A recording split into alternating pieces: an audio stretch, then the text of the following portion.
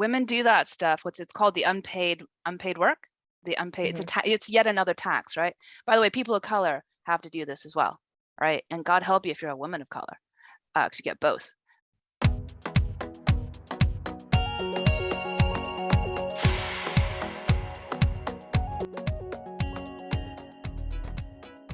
Hi everyone, welcome to Her Own Boss Executive Edition. My name is Nikki, co-founder of Her Own Boss, and I'm here today with another one of my co-founders, Sarah, for the next episode of this series where we're shining a spotlight on successful female founders, businesswomen in a variety of industries. This episode, we're talking to Alice Hu Wagner, who has held a number of different roles across banking and consultancy firms. And we'll get into a little more detail on that. But first, Alice, welcome to the podcast. Thank you so much for coming on today. How are you? I'm very well, thank you. Thank you for welcoming me to the show, Sir Nikki and Sarah. Brilliant. Right. Well, let's get straight into it. So Alice, one of the things that we want to cover in this podcast is, or in this episode in particular, really, is kind of this concept of identity and personality and how that influences workplace dynamics, but also like, career success. So I think a good place to start would be to let you sort of introduce yourself. How would you describe yourself and your personality? Cool. So hopefully I sound pretty American to you guys. I grew up in Houston in the States, in Texas, and I am Chinese American. Both of my parents are from Taiwan.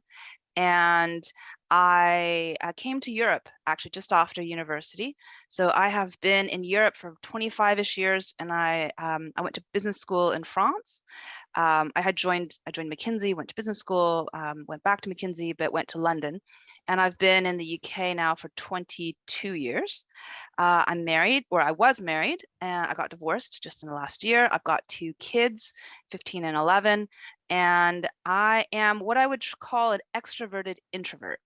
Yeah. So I'm actually in the MBTI sort of corporate woo-woo land. I am an ENTJ or INTJ. ENTJ is known as the general, which is very intimidating. But yeah, so I've done sort of leadership type things since I was like a teenager. And but I tend to be for those of you who know your Chinese astrology, I was born in the year of the tiger, which is the year that we're in right now. So, strong, passionate, generous, known to bite occasionally, high strung, demanding, spiky, the good and the bad. And that's kind of who I am. And I kind of aspire to being somebody who is a leader worth following. How about that? I love that. That's really cool. What a great way to summarize yourself. Thank you so much. And within that notion of personality and being who you really are, a lot of the times when we talk about personality at work, there's that notion of bringing your whole self to work and being really comfortable with who you are. So I'd love to hear about whether you feel throughout your different roles in your career, whether feel like you've been able to bring your whole self to work. And if so, or if not, how important is that notion? So this is an interesting one because I used to think that you absolutely should be able to bring your whole self to work. And now I'm not 100% is clear about that. Let me explain why. It's definitely when I started out, 25, 30 years ago, it was not okay to bring your whole self to work. Okay, I'm from Texas, right? I mean, LGBTQ rights weren't really great there at the time. Gender norms were incredibly sort of, strict. There's a whole history about race and class that we could go into. And I was working for McKinsey, and there was definitely a McKinsey way. Like there was a way that you had to present yourself. We were given classes on how to eat, dress, speak, all the rest of it. Wow. Yeah. No, it was all meant in a good way to help you be successful. Right? Gosh, I mean, I am actually grateful for it. It's much better to have that. So, because they want you to succeed, right? And they're like really open and honest. Like, this is what you need to do. This is how you need to communicate and present in order to succeed. And so that's great. That's a lot better than just throwing you out into the wild and going, you go for it. And when you fail, blaming it on you, right?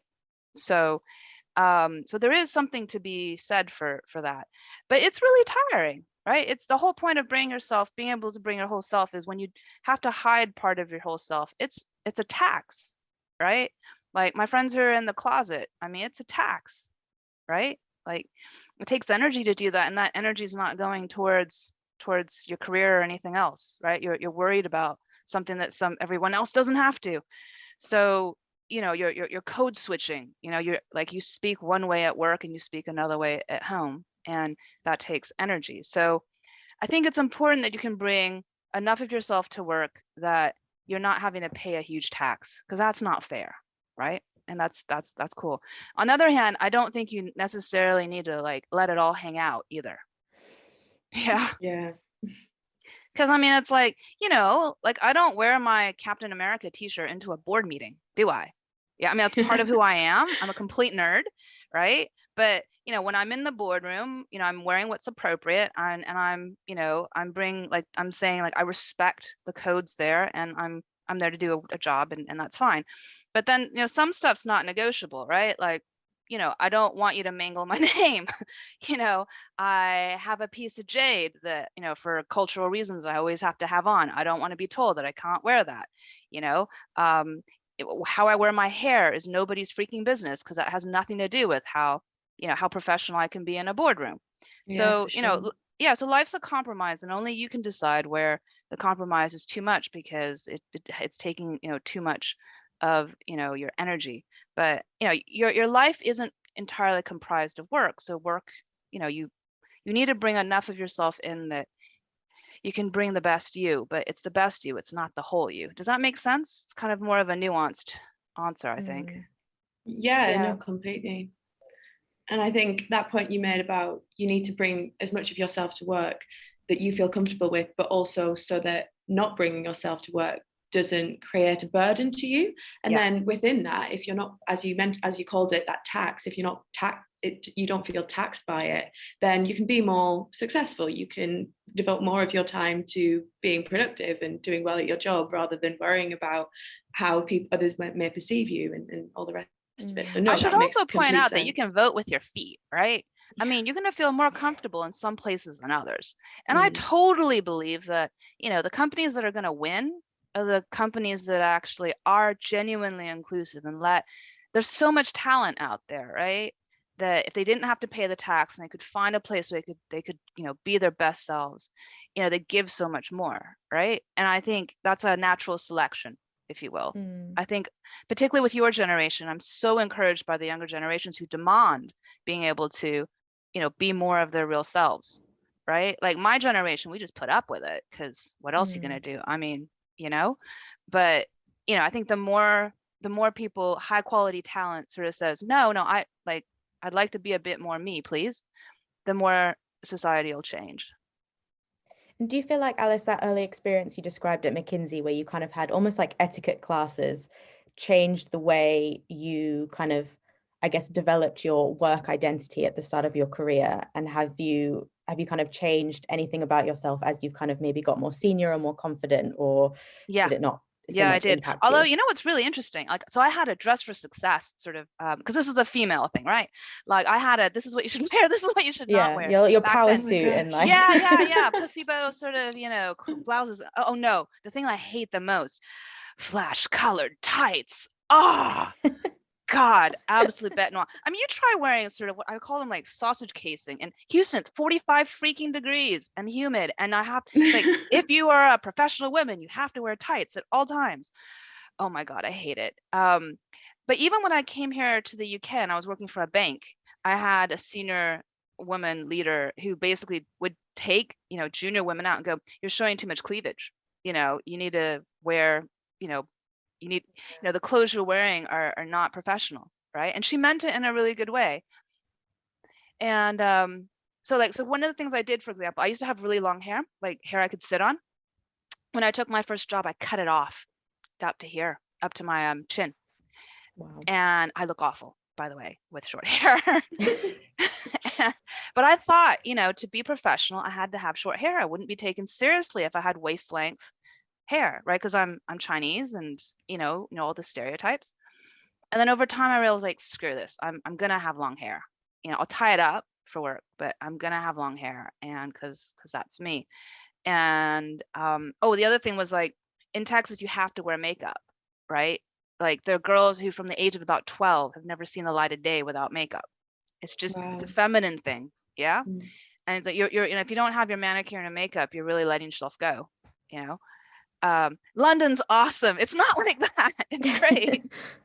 But and so, like, for a long time I was like, oh no, I'm a good feminist, I don't wear makeup. And then I started realizing, no, I can wear makeup and it's not compromising who I am. So I do makeup on occasions when I'm in public, I'm being filmed or whatever, and it's okay. I even let some of my girlfriends teach me how to, like, I still can't do a smoky eye to save my life, by the way. Dear younger generation, YouTube was your friend, because but I've come to it goes both ways. So in some ways I've allowed myself to be more me, and in some ways I've also allowed myself to be something that didn't used to be me, but it's okay now. Like, I'm okay with doing that, and it's not compromising who I am. And interesting that you mentioned that McKinsey was your first job, because when we were researching for this episode, we found a McKinsey study into women in the workplace, and it kind of demonstrated that there's sort of an expectation of women to take on jobs that I guess are more consistent with, like, that stereotypical female personality. So we kind of Absolutely. stereotype women to be more like communal leaders, and they're kind The of head of nurturing. HR, for example, as opposed to the head of sales. Yeah, Yeah, exactly. Yeah. exactly. And I think even, my career hasn't been as long to kind of match up with any sort of study, but, kind of anecdotally, I kind of noticed that the women I know at work will spend more time on, like, diversity and inclusion initiatives, or like colleague engagement and team building, perhaps less those than the men. Again, could be anecdotal. But do you, from your experience, do you think that our stereotypes of kind of feminine versus masculine personality impacts the way that men and women are treated at work? 100%. Women do that stuff. It's called the unpaid work. The unpaid, it's yet another tax, right? By the way, people of color have to do this as well, right? And God help you if you're a woman of color, because you get both. And men who don't do it, it's okay. And a woman who chooses actively not to do it gets penalized. So it's a totally rational thing to do, right? If you're not, supportive and, collaborative and doing that extra stuff, and you're a woman, you're considered the B word, right? And it's an expectation, and some of it's internalized. Sometimes we're our best, worst, but sometimes it's not. Sometimes absolutely not. Like, if you act in a way that is contrary to the societal expectations, women will get penalized and disproportionately penalized. So yeah, we do. And then you have to fight very hard to go against that stream, right? So for example, in Barclays, like, the number of female investment banking MDs is astonishingly small, embarrassingly small, right? But that's because to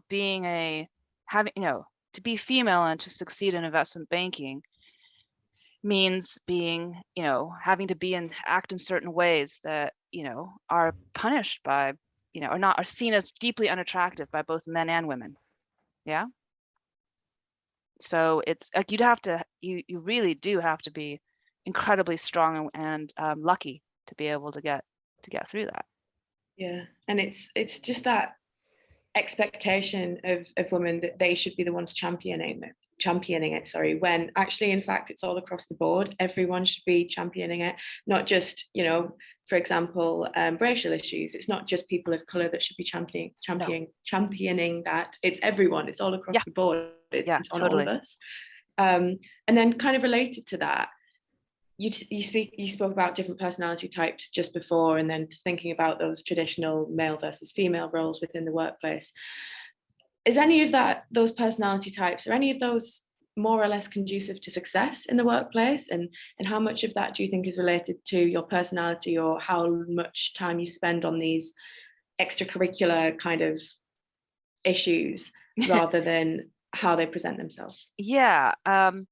Okay, so first of all, I've got to say, because I think you're gonna have a wide range of listeners on this show, that different jobs, different careers, different sectors have different expectations, right? So for example, nursing is something like 80-90% female. Yeah. Whereas, say, investment banking, particularly say trading, is 80-90% male. right? And that there is correlation between those two and traditional gender stereotypes. Yeah, nursing's meant to be, supportive, emotional, caring. Yeah, and trading is, aggressive and, independent-minded and, fast-paced. Yeah, and so, it can go both ways. Where, yeah, no, I think there is some correlation there. And then there's personality types, right? So I would say that if your personality type is you really don't like blood and people, maybe you shouldn't go into nursing. If you really don't like numbers and making decisions quickly, you probably aren't good for trading. But does that correspond to what gender you are? I'm not so sure. I know lots of sort of, very numerate sort of women, you know. I also know of some incredibly nurturing and supportive men. Yeah. And I do also think that personality is a spectrum, right? So, you can express yourself along that spectrum, and that's how you choose to present yourself, right? It's just that some, being on one extreme end is harder. It's that energy tax thing we talked again about, to present yourself at that extreme end, or even impossible to do it than if your personality isn't there. So within your personality, everyone can flex. Yeah. You can present yourself in a certain way. And I think everyone has an ability to show both sides. But it'll be harder for some people than others, depending on their native personality. Does that make sense? Yeah. Yeah. No, it does make sense. Do you have maybe any examples from your career where you feel like you've been treated differently because of your personality, and where you've had to then flex that to either fit in with the mold, or you've made that conscious decision to say, no, like this is still me and I'm not going to change the way I'm behaving? Yeah. So, okay, this is a really important point. Okay. Success in the workplace depends on different things at different stages in your career. Okay. What works when you're more junior does not work when you're more senior. And that's something to keep in mind. So when I was sort of very junior in my career, I'm super analytical. Okay. And I'm, believe it or not, I'm actually, maths is not my strongest subject. I'm a humanities kind of person. I was the top humanities. Okay. Yeah, no, I mean, like in school, I was the top, humanities sort of student. Like I'm a politics, economics, history kind of girl, not a maths person. Maths like is not that great, but early part of my career, people were like, they wanted to put me into the, oh, you're just a math heavy sort of, analytics person. And to some degree that was okay, because I knew I was more than that. I knew I could sort of be a leader too. Okay. But it was a way to get ahead. Right. And so I did that right up to the point where they're like, no, stay in your box, stay an analytical person. Don't bother trying to lead people.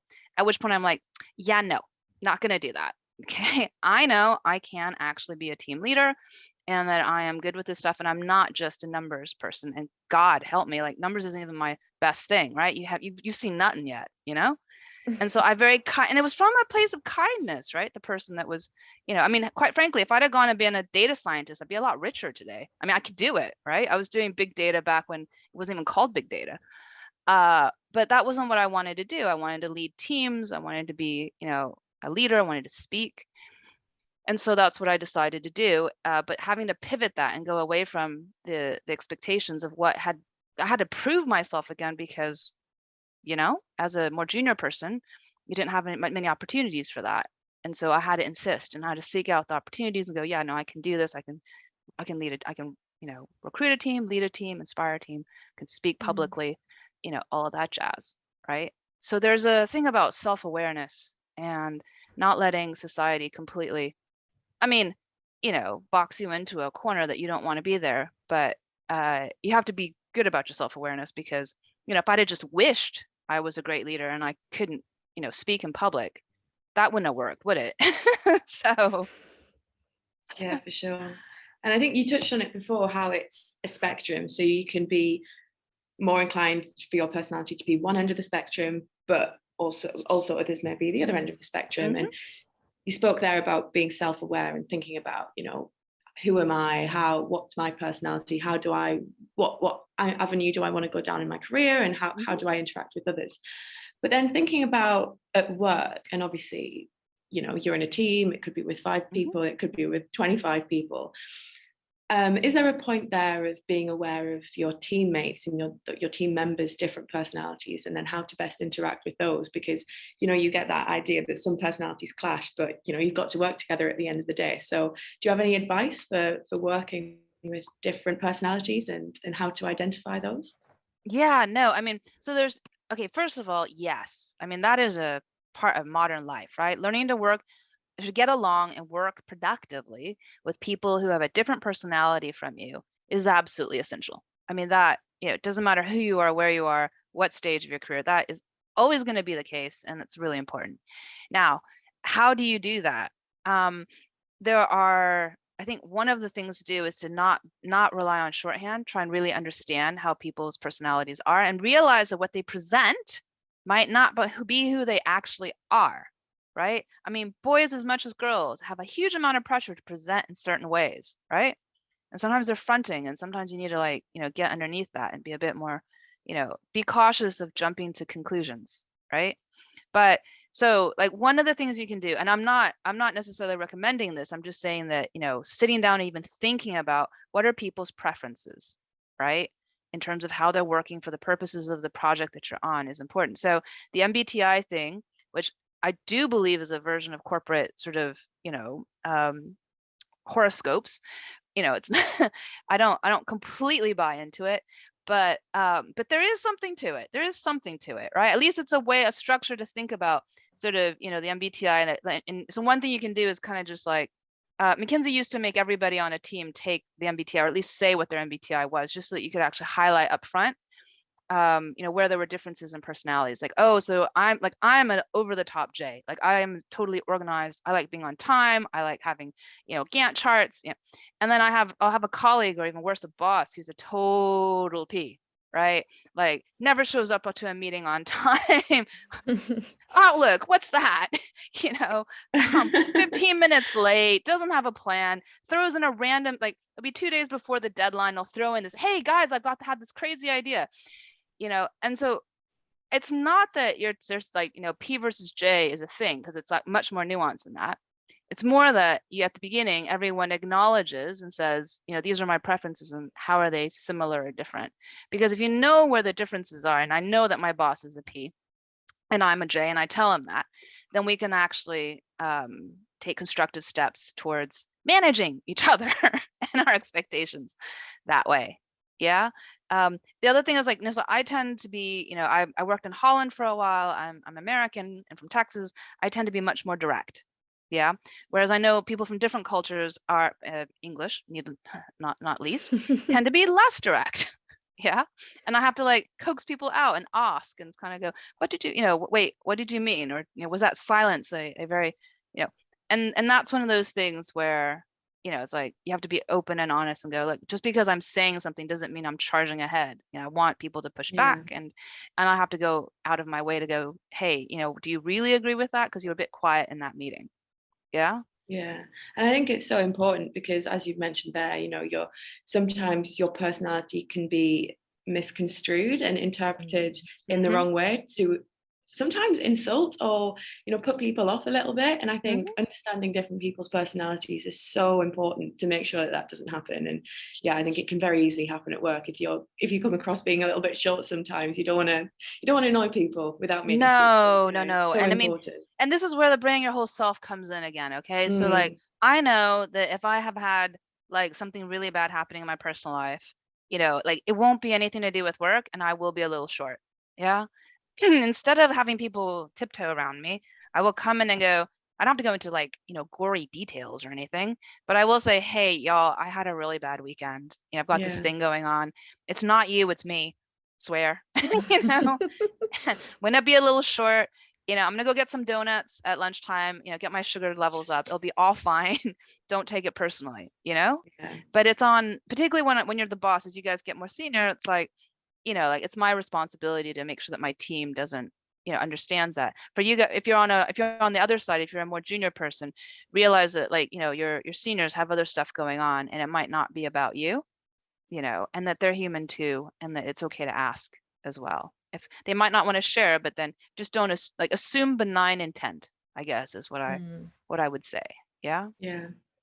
Yeah, I think it's a really good point, and it kind of goes back to one of the points we were making earlier around how the way, and Alice, I think you said it in your answer as well, but the way someone presents themselves might not be how they actually are. And it's so easy, and you could argue it's even natural for us to kind of like look at the way someone presents themselves and use that to inform what we think of them, but that it may not be the case, especially in work when you are trying to create an image of yourself that's successful and positive and optimistic.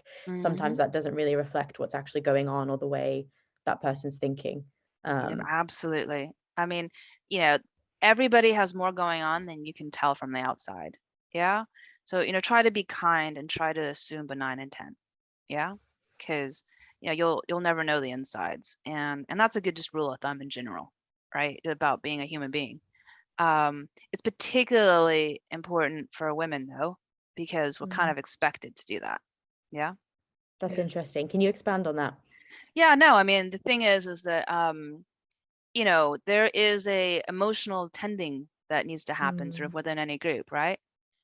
And for better or for worse, it's usually the women in the group that are meant to sort of, you know, tend to the emotional requirements of everybody else. And it's an extra tax, right? It's like, you know, if somebody let's say there's a team and somebody's let's say somebody's parent, you know, is in hospital with COVID. Yeah. You know, whose job is it to make sure to go and say, hey, to check on them and go, hey, are you okay? You know, do you need some time off? You know, all the rest of it. Yeah. Yeah. And if you're a woman leader and you don't do it, you like judgy pants come on massively. Yeah. But the male sort of team leader who doesn't do it, judgy pants don't come on. He's just, you know, being his usual self. Yeah. It's just double standards are a thing. And it's okay. I mean, I happen to think that, you know, it's good. You know, it's good to be able to look after people and to tend to their whole selves, and that, you know, men are losing out tremendously by not doing that, right? But the truth is that there's also a penalty if you're a woman and you don't do it. Yeah. So I agree with you, and I feel like I definitely noticed that, particularly in work. But do you think we should be calling it out where we, you know, maybe spot someone that's judging the female leader because she didn't ask about your day, but no one, you know, forces the male leader in his team meeting to say, hey, can we just take a minute and check in on the team and how everyone's doing? You know, do you think it feels like we should be calling that out? Because it's not fair, right? You're right. It makes sense for everyone. It would be interesting. Yeah. Yeah. Right. I think, and I would hope that the way this goes is that the boys are required to check in too. That would be nice, because I think checking in is a good thing to do. Right. Yeah. But certainly don't punish like the women who, you know, maybe just usually does and just hasn't that time. Right. It's like, you know, check your assumptions, dude. You know, not check your privilege, just check your assumptions. Yeah. And I think obviously this isn't true. This is a very general statement, and it's not true of all men or all women. But I think there's a point there about education of emotional intelligence. And sometimes it's not, you're right, it's not just on the women, but then, you know, I think we all need to realize that emotional intelligence is such a key skill, just as key as how good you are at doing your job, I think, and how you how you interact with your team and how you speak to your team. It's on everyone to clue themselves up about that and take the steps to make themselves better at it, I suppose. Yeah, it is. And unfortunately, in some sectors, it's not really that valued, right? And I think that's a movable sort of aspirational target too. So, but you know, you guys were talking about sort of, you know, in some cultures and places, you know, it is more expected that you have to do that sort of thing, that emotional sort of caretaking. And in other places, it's very transactional, and you're not expected, male or female, right? It'd be a bit weird if you did. And so, you know, be self-aware about, you know, your own strengths and your own needs, and, you know, vote with your feet to some degree, you know? Yeah, no, I agree. I think that loops back nicely to kind of the start of the episode where we were talking about bringing your whole self to work. I think if you work in a place where you understand the expectations, and I think for a work culture in the UK, for example, it is increasingly becoming around checking in on your teammates and making sure everyone feels welcome. And that creates that safe space to bring as much of yourself to work as you would like. But it's an interesting, like, kind of cultural point. In some places, that's not the expectation. That wouldn't be the safe place to work. Yeah. Just by the way, I'm going to put a little side note in here, which is this is not about performative emotional support. Yeah. This is about real emotional. So you don't have to do it like, at the start of a meeting. Okay. If someone really is upset because their parent, is in like ICU because of COVID, the right way to do it might be to take them aside, right? And have that thing. And nobody necessarily ever has to know that you did that. What really kills me is I've actually seen senior women who do that, don't do the performative bit, and then get bitched about. Yeah. And like, you have no idea what she's been doing behind the scenes to make sure that this person is getting time off and like gone to bat with HR to make sure that, sick leave, compassionate leave is only a few, like 2 days, their parent just died in a different country, give them like 2 weeks so they can actually travel there with everything and back. And she just doesn't make a huge deal of it, because it's private, right? And so he's not bringing it up in this sort of team meeting, and then people are like, oh my God, she's not, you see what I mean? It's like, this isn't about performative sort of emotional support. It's about the real kind, helping people with the stuff that really matters. So, yeah, I mean, I'm conscious that we're in a social media age where, performing stuff sometimes seems to be more important than actually doing it. It's like, but yeah, that it is what it is. Yeah, for sure. Yeah, completely agree. Right. One of the things that we really wanted to touch on in this episode was your degree and the fact that you studied radical feminism. Can you talk us through, I guess, high level, what this means and what you sort of studied? Because I think that's so cool. Yeah, no, right. So a little bit about sort of me and my my slightly strange educational background. So I actually got into MIT to study engineering for undergrad, okay? But because I fell in love with a boy, I mean, this happens, okay? I fell in love with this boy and he got disowned because of me. We ended up going to the University of Texas, sort of, yeah. And so I went to the University of Texas and I went into what's known as a Plan 2 program, which is in the US is known as a liberal arts program. So it's a major in basically thinking. Yeah. And so, critical theory and thinking. It's not, I also did another undergraduate degree in business as well, but, so I could, eat, get a job. but the liberal arts degree is the one that that actually had things like radical feminism in it. It had the study of the Bible as a piece of literature. It had, the study of physics, with relations to God. I mean, like all of these completely weird and wacky sort of things. And so the radical feminist bit was pretty marginal at the time. Remember, this is Texas in the 90s, right?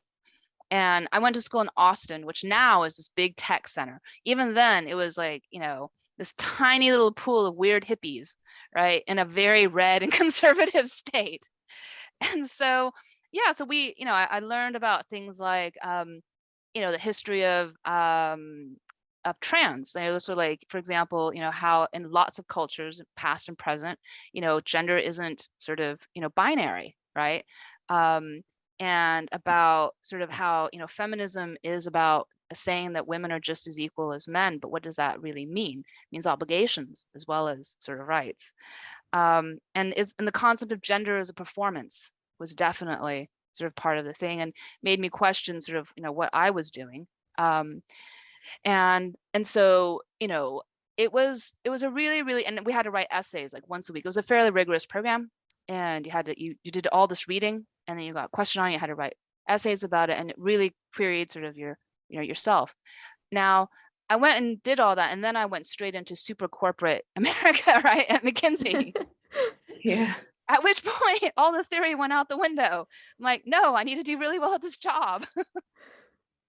Cut my hair off, and was like, okay, I'm gonna totally, forget sort of smashing the patriarchy.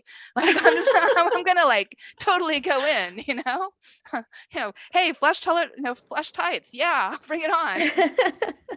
But I'm 21 and like, I need to make a living, right?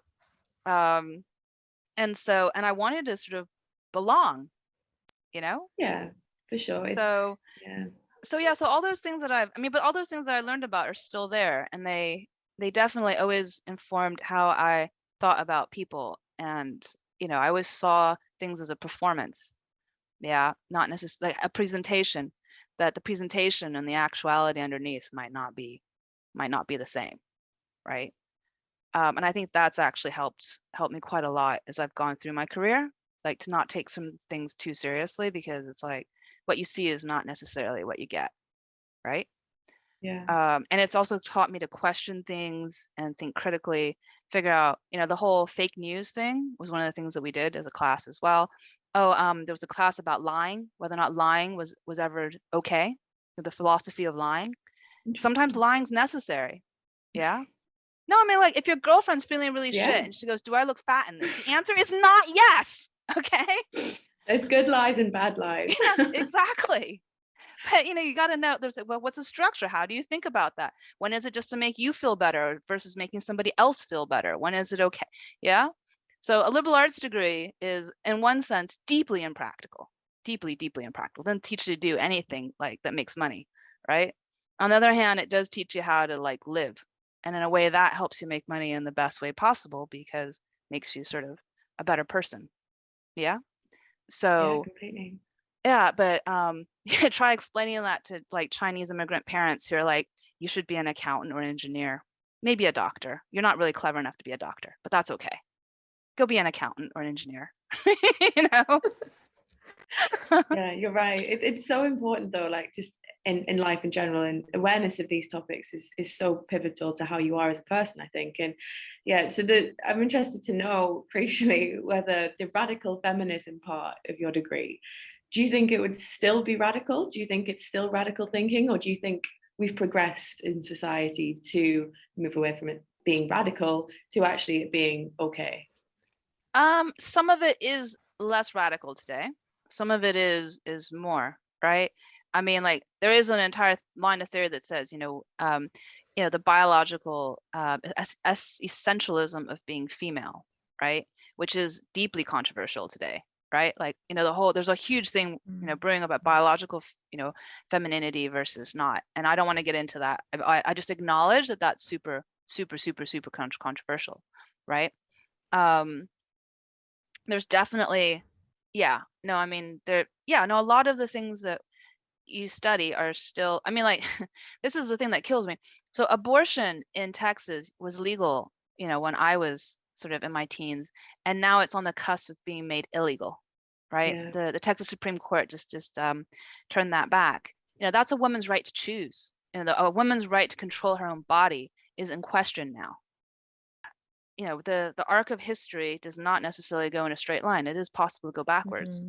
And that's one of the things that I think that your listeners, I mean, the younger generation should be aware of, right? Some of the things that we take for granted today, that I took for granted, is no longer true, if the younger generations don't fight for it, I'm not saying that we're going to turn into sort of Margaret Atwood sort of dystopian sort of, world, I hope where not. women, but everything that's in her books happened at somewhere in the world at some point in time, not everywhere at the same time, but somewhere sometime. Yeah. And so I think what I would like, I mean, you guys started at the top of this with like, how would you describe your personality? And I said, I'm an extroverted introvert, and I'm, I try to be integrated in terms of the masculine and the feminine side of me, right? I would like that to be it's a spectrum, and I would like that to be the case for my daughter and my son, right? That my son gets to, I don't know, wear nail varnish if he really fancies it, and like or eyeliner, and it's okay, and that my daughter gets to, you know, um, be really aggressive on sort of the sports pitch if that's what she wants to do, and not get sort of called out on it. But I think that is one of the things where I think we have to work at it, that you're able to be both masculine and feminine. You don't have to choose between the two, unless it is your choice, in which case it's like that's okay. It's like, okay, I've decided to be more on the feminine side. I've decided I'm going to be on the more masculine side traditionally, but I have a little bit of both, and I can express both sort of safely. That would be nice, but it's not going to happen unless you fight for it, because society, it's kind of messy, isn't it? Yeah, it really is. It really is. And although everyone thinks, no, we can't possibly go back, it's happened quite a few times in history. So it most certainly can happen. So yeah, Absolutely. I think it's just standing up for the good. I Yeah, think. definitely. But no, I mean, I'm glad that you're doing things like these podcasts, because I think, this wasn't something that was there when I was younger. And it's really cool, because it makes people who are listening go, I'm not the only one having some of these doubts and thoughts, right? And if you feel like you're not alone, that's a good place to start too. So you guys are doing really great work. And, I'm glad that, that communities like this sort of exist. You're having the right conversations, and that's a great start. Thank you. That's so kind. So we are reaching the end of our episode now and our time with you, but there's one question that we ask all of our guests, and I'm particularly excited to ask you about it, because I think one thing I've noticed from recording this episode is that you come across as really confident and self-assured, and I think that's not something everyone has. And I'm not going to make any assumptions around if you've always been this way or not, but the question is, what gives you confidence? Who I am, my family, actually, to be totally honest. Confidence comes from within, not from, I don't get any of my confidence from external validation. It's all from, knowing who I am, what I come from, my family's background, my background, what I'm capable of. That's where it comes from, really. And I laugh because, there's a whole book out there about sort of the confidence sort of thing, and about how it's a bit of a red herring for us women, right? It's like, oh, you should be more confident. It's like, that's just blaming women all over again.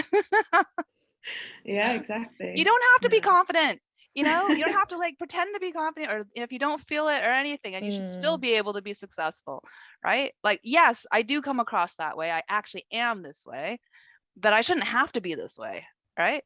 Yeah. And nor should anyone else who's listening to this. You just don't have to be this way, right? Or you shouldn't have to be, but it does help. Not gonna lie, because that's what society expects out of us. Yeah. That's what society expects.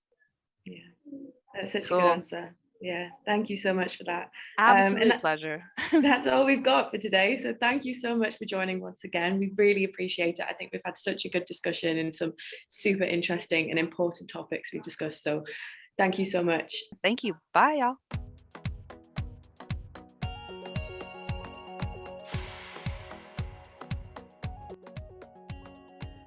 Thanks for listening.